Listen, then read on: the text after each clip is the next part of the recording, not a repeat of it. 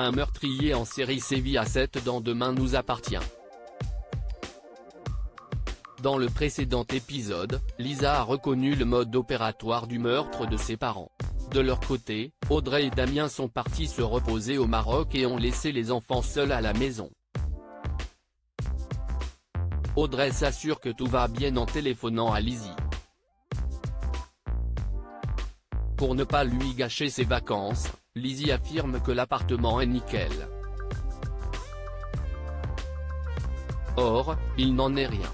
Jack, qui est en train de recouvrer la vue, s'attelle au ménage une fois ses frères et sœurs partis. Il reçoit la visite de Ryan venu réviser les cours avec lui. Il faut dire que ce dernier a même rapporté des viennoiseries. Ryan pointe du doigt qu'ils ne sont que tous les deux et une tension s'installe entre les deux adolescents. Ils sont alors sur le point de s'embrasser quand Lizzie et Jordan rentrent du lycée. Demain nous appartient épisode du 16 mars. Lisa est toute chamboulée dans Demain nous appartient. En effet, dans votre série favorite, la jeune femme a reconnu le positionnement des corps du couple Chassagne. Dans votre série quotidienne, Lisa explique que lorsqu'elle vivait à Argenteuil, ses parents ont été assassinés. Or, elle se trouvait avec Amel en Bretagne chez leurs grands-parents. Dans la presse, l'assassin avait été surnommé le monstre d'Argenteuil.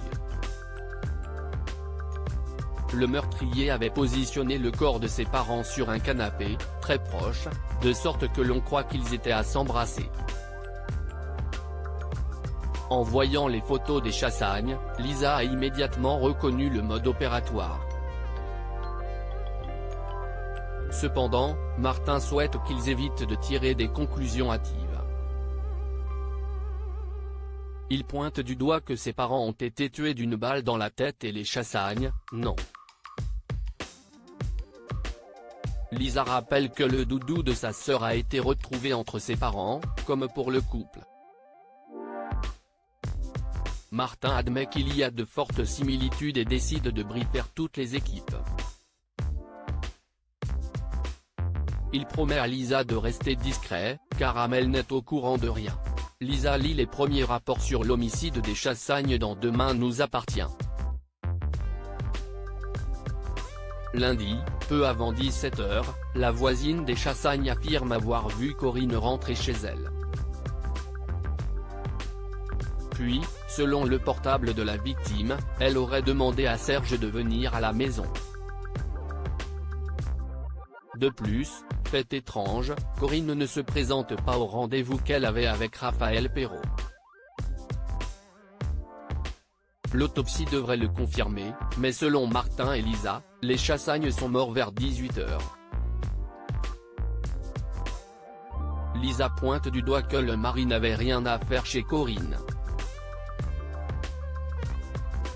Pour Martin, c'est simple, il s'agissait d'un texto piège. Lisa est écartée de l'enquête. Georges réunit l'équipe pour faire un topo sur le monstre d'Argenteuil.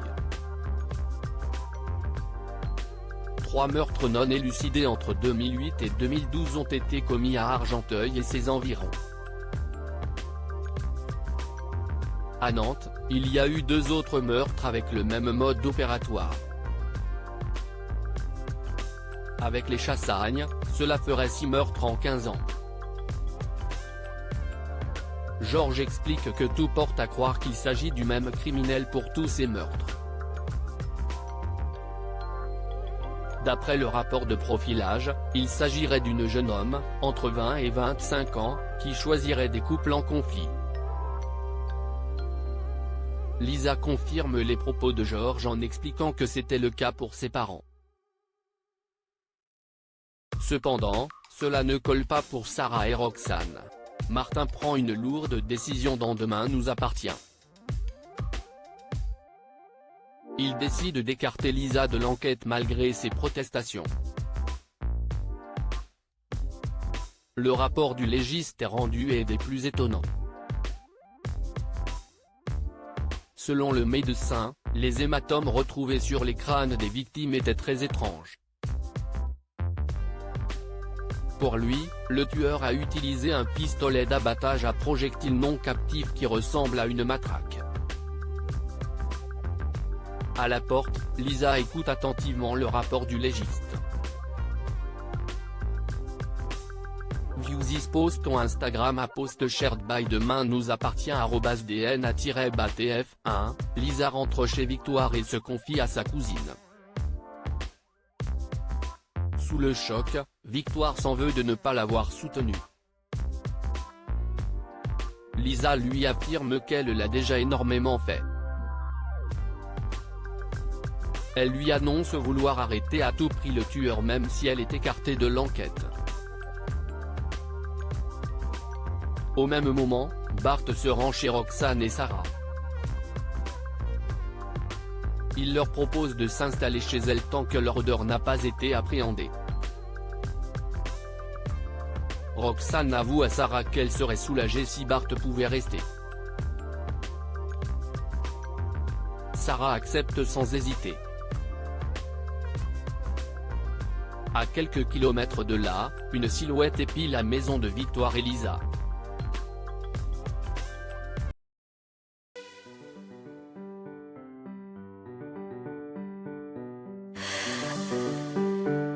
The man I love just had